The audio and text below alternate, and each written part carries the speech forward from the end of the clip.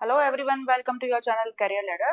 Today we are going to discuss the poem number 6 of Beehive class 9 English book and the poem named as No Men Are Foreign and it is written by James Kirkup. तो चलिए आइए start करते हैं. Have you ever thought of some people as strange or other countries as foreign? Strange means unknown, not familiar. क्या आपने कभी ऐसे लोगों के बारे में सोचा है जिनको हम नहीं जानते हो, जिनके साथ हम फैमिलियर ना हो, या हमने कभी ऐसे कंट्रीज के बारे में सोचा है जो फॉरेन हो. फॉरेन का मतलब ऐसे डिस्टेंट प्लेसेस जो हमसे हमारे लिए फैमिलियर ना हो, यानी आप हिंदी में अब्रॉड, इंग्लिश में अब्रॉड के कह सकते हैं या विदेशी देश भी कह सकते हैं. ठीक है, विदेश भी कह सकते हैं. तो आपने कभी ऐसे लोगों के बारे में सोचा है जो हमसे फैमिलियर ना हो, या ऐसे कंट्रीज के बारे में कभी सोचा है जो उनको हम जानते ना हो. We have many ways of thinking of other people as different from us as them. तो हमारे पास ऐसे कई तरीके हैं सोचने के कि जिसकी वजह से हम लोगों को, दूसरे लोगों को अपने आप से डिफरेंट मानते हैं. दे may belong to a different country or speak a different language.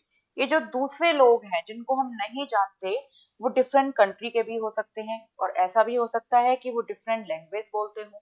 In this poem, however, the poet reminds us of the many ways in which we are all the same, for we are all human. Reminds to bring back a memory to someone. तो इस poem में जो हमारे poet हैं James किरकप, वो हमें याद दिलाते हैं कुछ ऐसे तरीकों की, कुछ हमें बताते हैं कुछ ऐसे तरीके जिसकी वजह से हम ये जान पाए कि हम सभी सेम हैं. चाहे वो फॉरेनर्स हो या हम हो, हम सभी सेम हैं. क्यों? क्योंकि हम सभी क्या हैं? हम सभी ह्यूमंस हैं, हम सभी ह्यूमन बीइंग्स हैं.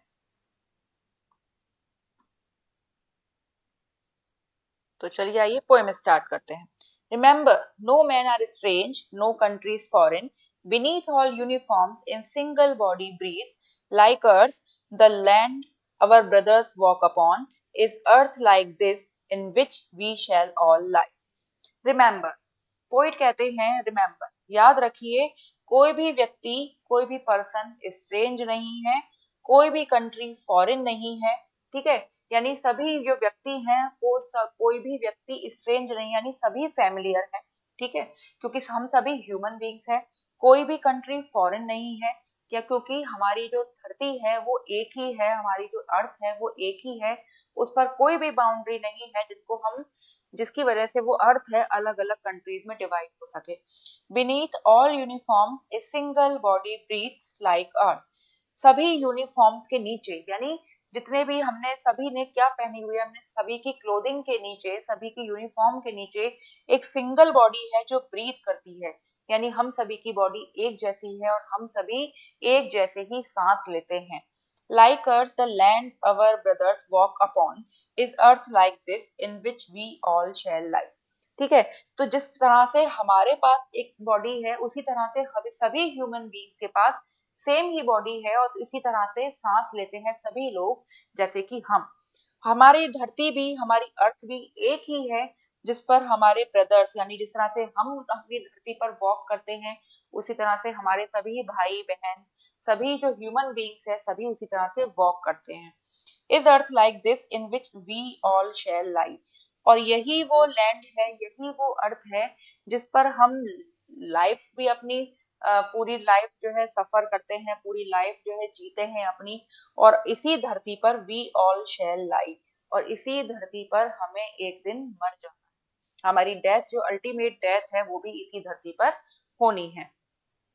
तो आई थिंक इस पूरे पैराग्राफ का मतलब ये है कि पोइट कहते हैं कि कोई भी व्यक्ति, कोई भी ह्यूमन बीइंग है स्ट्रेंज नहीं है, फैमिलियर है, सभी फैमिलियर है, कोई भी कंट्रीज फॉरेन नहीं है.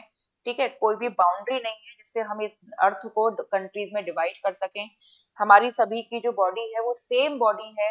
सभी ऑल यूनिफॉर्म्स के नीचे, ऑल क्लोथिंग के नीचे एक सिंगल बॉडी है जो ब्रीथ करती है. सबकी जो पास एक ही अर्थ है जिस पर हम सभी वॉक करते हैं, और सभी के पास वही एक अर्थ है जिस पर एक दिन हमारी डेथ हो जानी है. तो इस पोयम की जो पोएटिक डिवाइस है वो, इसमें कोई पोएटिक डिवाइस नहीं है क्योंकि ये फ्री वर्स में लिखी गई है. तो इसमें हम पोएटिक डिवाइस और देखते हैं जो हमारी फिगर ऑफ स्पीच है. तो आप देखिए, बी और बी, यहाँ पे कॉन्सोनेंट रिपीट होते हैं, ठीक है, तो यहाँ पे होता है एलिट्रेशन।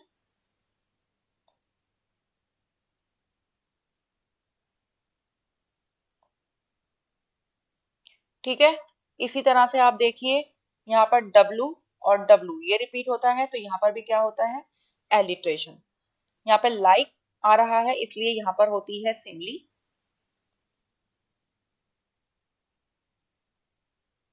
अब देखिए आप, जो सेकंड लाइन है हमारी, the single body breathes like ours, ये जो लाइक आर्स है, यानी ये जो सेकंड लाइन है यहाँ पर एंड ना होके थर्ड लाइन में भी कंटिन्यूड है। ठीक है, तो जब कोई लाइन अपनी खत्म ना होके नेक्स्ट लाइन में कंटिन्यू हो जाती है तो वहां पर होता है एनजेम्बमेंट।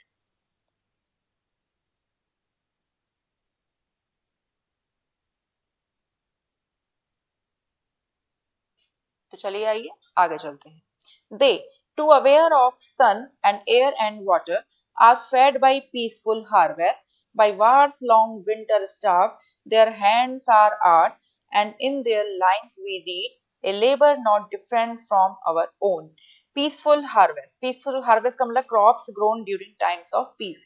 दे, दे कहा गया है फॉरेनर्स के लिए, ठीक है, यानी जो हमारे देश के लोग नहीं है, यानी सभी ह्यूमन बींग्स भी जो है अवेयर हैं सन एयर वाटर, यानी सभी ह्यूमन बींग्स को एक ही सन की लाइट मिलती है, सभी को एक जैसी एयर मिलती है और सभी एक जैसा ही वाटर पीते हैं।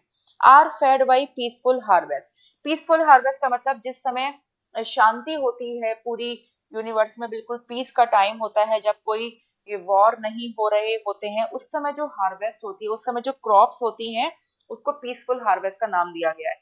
यानी जब बिल्कुल शांति होती है, सभी जगह शांति होती है, तो हम भी क्या है, हम शांति से अपना खाना खाते हैं। By Wars long winter starve, starve यानी डिप्राइव्ड ऑफ नरिशमेंट, जब वॉर हो रहा होता है और जब विंटर होती है, विंटर में क्या होता है, क्रॉप का प्रोडक्शन बहुत ज्यादा जैसे अगर नहीं होता है, या वार के टाइम पे भी होता है कि जब युद्ध हो रहा होता है तब भी क्रॉप के प्रोडक्शन बहुत ज्यादा नहीं होता है। ठीक है, तो उस समय क्या होता है, उस समय जो जो हार्वेस्ट है, वो जो क्रॉप है का क्रॉप का प्रोडक्शन बहुत कम हो जाता है। ठीक है, तो उस समय क्या होता है, इस समय सभी लोग क्या होता है, डिप्राइव्ड ऑफ नरिशमेंट की कंडीशन पैदा हो जाती है। तो इसलिए उसमें कहा गया है कि चाहे युद्ध हमारे देश में हो चाहे किसी और देश में हो, तो वहां पर सेम कंडीशन होती है। जब सर्दियां हमारे यहाँ हो या किसी और देश में हो, तब भी सेम कंडीशन होती है। और अगर मतलब क्या है, उस समय नरिशमेंट की कमी होती है, क्रॉप का प्रोडक्शन बहुत ज्यादा नहीं होता है, और हो सकता है कि भूखे रहने की भी प्रॉब्लम होती हो, तो सेम कंडीशन होती है सभी जगह अगर कहीं भी वॉर हो रहा हो। और अगर कहीं वॉर नहीं हो रहा है और सब जगह बिल्कुल शांति है पूरे वर्ल्ड में, तो उस समय क्या होता है, जो हार्वेस्ट होती है वो बिल्कुल पीसफुल होती है। Their hands are ours and in their lines we read a labour not different from our own. Their hands are ours यानी हम सभी के जो हैंड्स हैं, जो हाथ हैं हमारे, सभी एक जैसे ही हैं। ठीक है, इन देयर लाइन्स, और हाथों में जो लाइन्स हैं वो भी सेम ही है, सभी के हाथों में लाइन्स होती हैं। वी रीड ए लेबर, यहाँ मतलब है कि जो हाथ जो होते हैं हार्ड वर्क करने वाले, जो लेबर करने वाले जो हाथ होते हैं वो सेम ही है। ठीक है, जो भी लेबर करता है, जो भी हार्ड वर्क करता है, इन्हीं हाथों से करते हैं, और सभी ह्यूमन बीइंग के जो हाथ हैं, जो हैंड्स हैं, वो एक जैसे ही हैं, not different from our own. ठीक है, यानी हमारे हाथों से किसी के भी हाथ डिफरेंट नहीं है। तो यहाँ भी आप देखिए, ये जो थर्ड लाइन है हमारी, by wars long winter starved their hands are earth and in their lines we read a labor।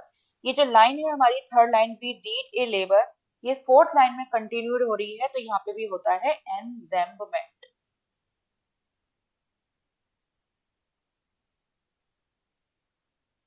एनजेम्बमेंट आपको ठीक से समझ में आ गया होगा, जब भी कोई लाइन अपनी लाइन में स्टॉप ना होके किसी अगली लाइन में कंटिन्यू हो जाती है तो वहां पे एनजेम्बमेंट होता है। अब ऐसे ही देख लीजिए आप, यहाँ क्या है, वॉर का डब्लू और विंटर का डब्लू, तो यहाँ पे भी क्या होता है, एलिट्रेशन।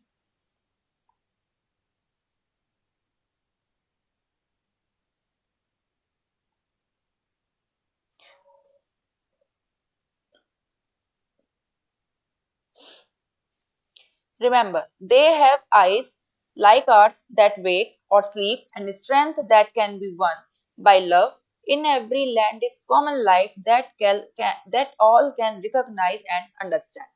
Remember, तो पोइट कहते हैं कि याद रखिए, they have eyes like ours that wake और स्लीप।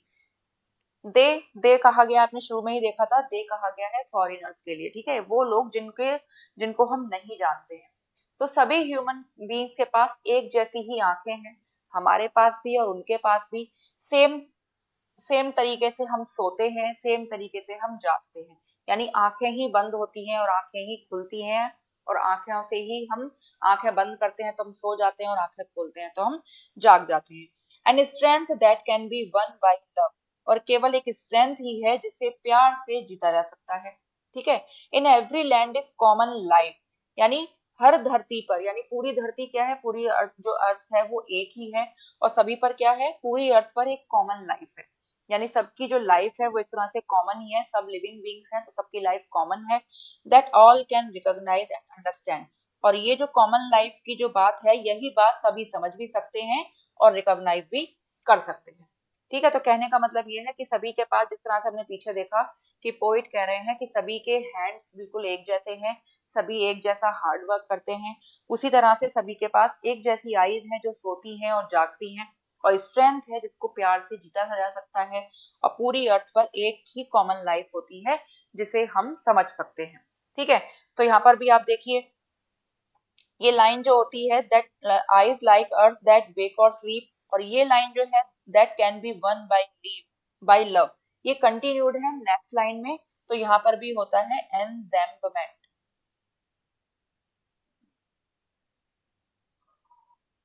ठीक। और ये देखिए एल और एल ये रिपीट होते हैं, तो यहाँ पे होता है एलिट्रेशन।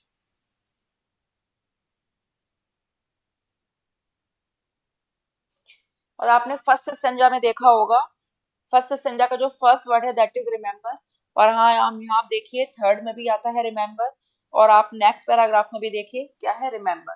तो एक ही वर्ड बार बार रिपीट होता है, तो इसलिए रिमेम्बर वर्ड रिपीट होने की वजह से इसमें एक फिगर ऑफ स्पीच रिपीटिशन भी है।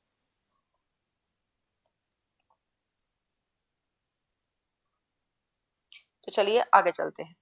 Let us remember whenever we are told to hate our brothers, it is ourselves that we shall dispossess, betray, condemn. Remember we who take arms against each other.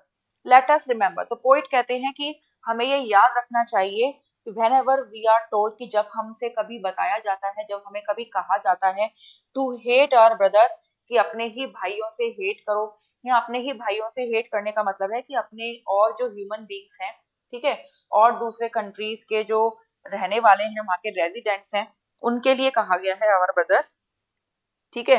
कि तो हमके जब हमसे कहा जाता है कि हम अपने ही भाइयों से हेट करें, तो इट इज आवर सेल्फ, तो ये हम ही हैं, that we shall dispossess, betray and condemn. Dispossess यानी डिसलॉज, डिप्राइव, बिट्रे यानी to hurt someone who trust you by not being faithful to him और her, and condemn to criticise something और someone strongly, usually for moral reasons. यानी ये हम ही हैं, ठीक है, जिसकी वजह से हम क्या करते हैं कि अगर हम किसी से नफरत करते हैं, तो ये हम अपने से ही हम धोखा करते हैं, ठीक है, अपने को ही हम चीट करते हैं, अपने को ही हम डिस्पोजेस करते हैं, अपने आप को ही हम डिप्राइव करते हैं, हम किसी और का नुकसान नहीं करते हैं, यानी हम अपना ही नुकसान करते हैं। अगर हम किसी और से हेट करते हैं, किसी और को नुकसान पहुंचाने के बारे में अगर हम सोचते हैं, तो ये नुकसान हमारा ही होता है। Remember who take arms against each other, या आर्म्स का मतलब है, हाँ कह सकते हैं आप, शस्त्र या हथियार। तो वो कहते हैं आप याद रखिए, पोइट कहते हैं जेम्स किरकप, कि आप याद रखिए अगर हम एक दूसरे के अगेंस्ट अगर हम हथियार उठाते हैं, तो ये जो लाइन है ये आगे वाले पैराग्राफ में कंटिन्यूड है। तो चलिए आइए आगे चलते हैं। तो आप यहाँ भी आप देख सकते हैं ये जो लाइन है ये अगले वाले पैराग्राफ में कंटिन्यूड है, तो यहाँ पे भी होता है पोएटिक डिवाइस हमारी एनजेम्बमेंट। और ये जो हमसे बताया गया है, देखिए रिमेम्बर यहाँ भी रिपीट होता है और यहाँ भी रिपीट होता है, तो यहाँ पे रिपीटेशन भी होता है।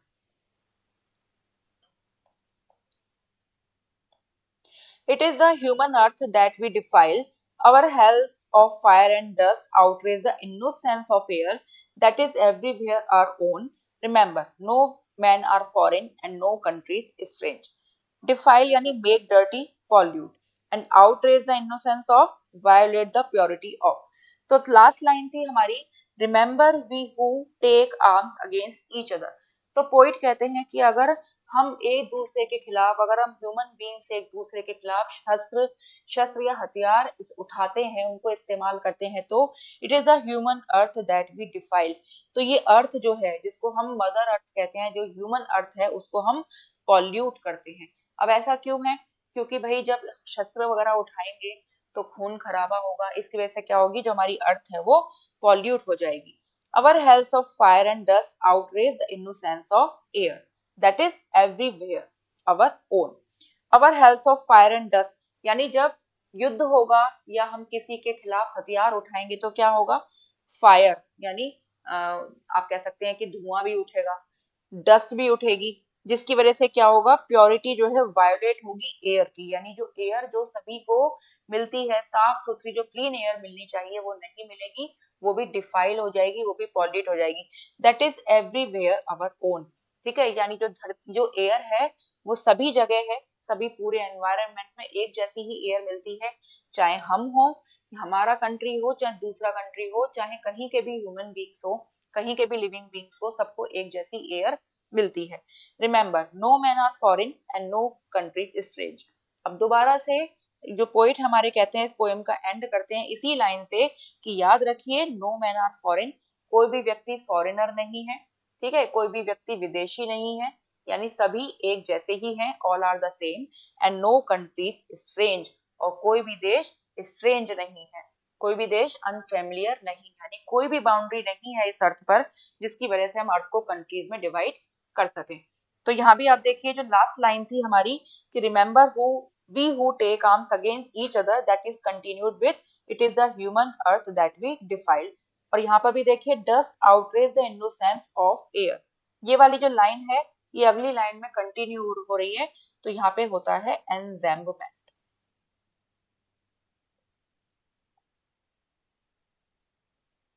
ठीक है, तो मिलते हैं आपसे।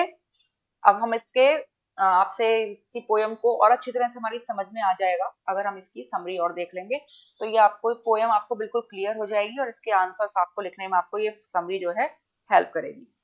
This poem written by James Kirkup conveys the message of universal brotherhood, oneness and equality among the people living on the earth. ये पोएम लिखी गई है जेम्स किर्कअप, जिनके राइटर हैं जेम्स किर्कअप। ये मैसेज देते हैं यूनिवर्सल ब्रदरहुड का यानी भाईचारे का, वननेस यानी एकता, इक्वलिटी यानी समानता, among the people living on the earth, यानी इस अर्थ पर जितने भी लोग रह रहे हैं उन सभी के बीच में भाईचारे, ब्रदरहुड, वननेस एंड इक्वलिटी का मैसेज देती है। The poet emphasized on the fact that all men living on the earth are equal and the same. ये पोइट जो है एम्फेसाइज करते हैं, जोर डालते हैं इस फैक्ट पर कि सभी व्यक्ति जो अर्थ पर रह रहे हैं इक्वल हैं, सेम हैं, related to each other with a single thread of humanity, और सभी ह्यूमन बींग्स एक दूसरे से रिलेटेड हैं सिंगल थ्रेड ऑफ ह्यूमैनिटी से, यानी मानवता के सिंगल धागे से ही सब एक दूसरे से रिलेटेड हैं। आर नॉट स्ट्रेंजर्स, और कोई भी स्ट्रेंजर नहीं है, कोई भी अजनबी नहीं है, ना ही कोई फॉरेनर है। For us we may wear different uniforms, speak different languages, follow different rituals, but we all have the same body to breathe. हम सभी डिफरेंट यूनिफॉर्म पहन सकते हैं, डिफरेंट क्लोथिंग हो सकती है हमारी, डिफरेंट लैंग्वेजेस बोल सकते हैं हम डिफरेंट रिचुअल्स परफॉर्म करते हैं, लेकिन हम सभी के पास सेम बॉडी है जो ब्रीथ करती है, हम सभी के पास सेम अर्थ है, same land to walk upon, जिस पर हम चलते हैं, and we will be buried in the same earth after death. और हम सभी अल्टीमेट जो हमारा रिजल्ट होता है, अल्टीमेट जो कॉज है डेथ, ठीक है, उसके बाद हम सेम अर्थ में ही बरी हो जाएंगे। We all humans have same sunlight, air and water to live and fed by same harvest. हम सभी ह्यूमन बींग्स को same sunlight, same air and same water मिलता है टू लिव, रहने के लिए, जीने के लिए, and fed by same harvest, और हम सभी जो है सेम हार्वेस्ट से सेम क्रॉप्स पर ही हम फीड करते हैं। During winters and wars we starve and the people whom we call foreigners also face the same thing. जब विंटर का सीजन होता है या वॉर्स हो रहे होते हैं तो वी स्टार, ठीक है, हम उस समय क्या होते हैं, हमें उस तरह की क्रॉप नहीं मिल पाती वॉर के टाइम पे या विंटर के टाइम पे, हमें नरिशमेंट की डिप्राइव हो जाते हैं नरिशमेंट से। And the people whom we call foreigners, और अगर वो लोग जिनको हम फॉरेनर्स कहते हैं उन वो भी यही प्रॉब्लम को फेस करते हैं।